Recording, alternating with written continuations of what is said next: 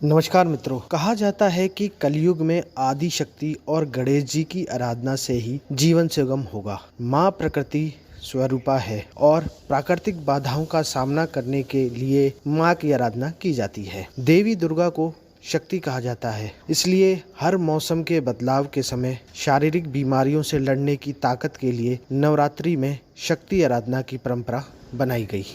मौसम में बदलाव के साथ मौसमी बीमारियों का असर बढ़ जाता है। इस समय में खान पान से संबंधित सावधानी रखनी चाहिए। नवरात्रि में व्रत उपवास करने से खान पान के संबंध में होने वाली लापरवाही से बचा जा सकता है। इन दिनों में ऐसे खाने से बचना चाहिए जो आसानी से पचता नहीं है और अधिक से अधिक फलाहार करना चाहिए। तो मित्रों, आज की हमारी चर्चा का विषय है गुप्त नवरात्रे। ये गुप्त नवरात्रे है क्या? इससे पहले जिन लोगों ने मेरा YouTube चैनल फैक्ट्स वेरीफाइड को सब्सक्राइब नहीं किया है वे इसे जरूर कर दें तथा साथ में लाइक एंड शेयर भी करें, जिससे हम आपके लिए ऐसे ही मज़ेदार वीडियोस लाते रहेंगे। मित्रों, हिंदी पंचांग में एक साल में 4 बार नवरात्रियां आते हैं। ये नवरात्रियां चैत्र मास, आषाढ़, अश्विन और माघ मास में आती हैं। इनमें चैत्र और अश्विन मास की नवरात्रियां सामान्य होती हैं, जबकि आषाढ़ और माघ मास की नवरात्रियां गुप्त होती हैं। इनमें आषाढ़ महीने की गुप्त नवरात्रि 30 जून से शुरू होकर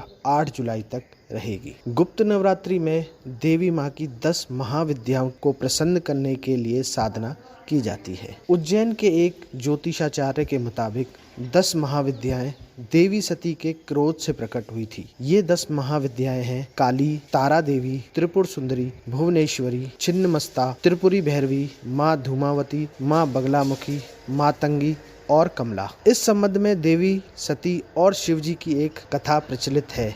ये कथा है, जब शिवजी का विवाह देवी सती से हो गया था। सती के पिता प्रजापति दक्ष शिवजी को कुछ ज्यादा पसंद नहीं करते थे और बार बार उन्हें अपमानित करने का प्रयास करते रहते थे। एक बार दक्ष ने एक यज्ञ का आयोजन किया। इस यज्ञ में सभी देवी देवताओं को आमंत्रित किया गया, बस शिवजी और देवी सती को नहीं बुलाया गया। जब ये बात देवी सती को मालूम हुई तो उन्होंने शिवजी से यज्ञ में चलने का आग्रह किया। शिवजी ने सती को समझाने की कोशिश की कि प्रजापति दक्ष ने आमंत्रण नहीं किया है, इसलिए हमें वहां नहीं जाना चाहिए। शिवजी के मना करने के बाद भी देवी सती पिता के यहाँ जाने की जिद करने लगी। सती ने कहा कि पिता के यहाँ जाने के लिए संतान को किसी निमंत्रण की जरूरत नहीं होती और हमें वहाँ जाना चाहिए। ये बातें सुनकर भी शिवजी वहां जाने के लिए मना करने लगे और शिवजी ने जब देवी सती को पिता के यहाँ जाने की अनुमति नहीं दी तो देवी क्रोधित हो गई और देवी के क्रोध से 10 महाविद्याएं प्रकट हुई। देवी सती का क्रोध देखकर